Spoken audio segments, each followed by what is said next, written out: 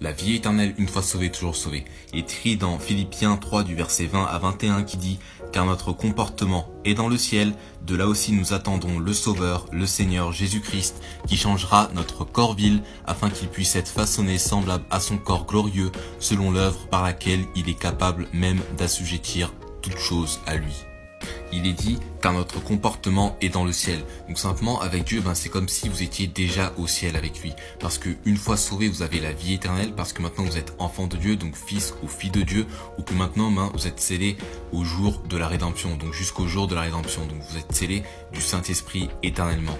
Et que donc une fois sauvé, c'est comme si vous étiez déjà avec Dieu au ciel. Et donc simplement, il est dit, de là aussi nous attendons le Sauveur, le Seigneur Jésus-Christ. Donc tout simplement, cela parle de l'avènement du Seigneur et Sauveur Jésus-Christ. Donc à l'enlèvement, donc au jour de Christ, qui se passera après les tribulations, mais avant la colère de Dieu. Donc tout cela, ces personnes-là ne sont pas indécis, d'accord? Ce ne sont pas des personnes incertaines ou des personnes qui ne sont pas sûres à 100% d'aller au paradis, mais ce sont des personnes qui sont sûres à 100% parce que tout simplement, ils attendent le Seigneur et Sauveur Jésus-Christ. Donc tout simplement, après, il dit qu'il changera notre corps vil afin qu'il puisse être façonné semblable à son corps glorieux. Cela parle de l'avènement de Jésus-Christ, d'accord? Donc c'est tout simplement la résurrection des personnes qui sont sur terre, donc sauvées, avec les personnes qui sont endormis en Christ, donc des personnes mortes en Christ, donc des personnes sauvées, donc des croyants. Et donc ces personnes-là, leur corps vil, donc leur corps terrestre, seront changés en un corps céleste, donc en un corps glorieux. D'accord? Donc une fois sauvés, vous êtes toujours sauvés parce que votre corps céleste vous attend, d'accord? C'est sûr et certain parce que il est dit qu'il changera votre corps vil. Donc cela parle du futur, d'accord?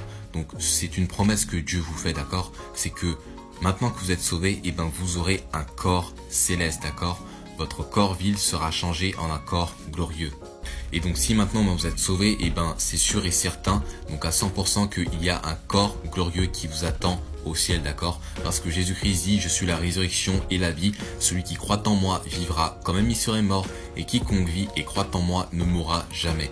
Crois-tu cela? Et donc c'est la bonne question à se poser. Est-ce que vous croyez en cela? Donc un corps vous attend aux cieux une fois sauvé.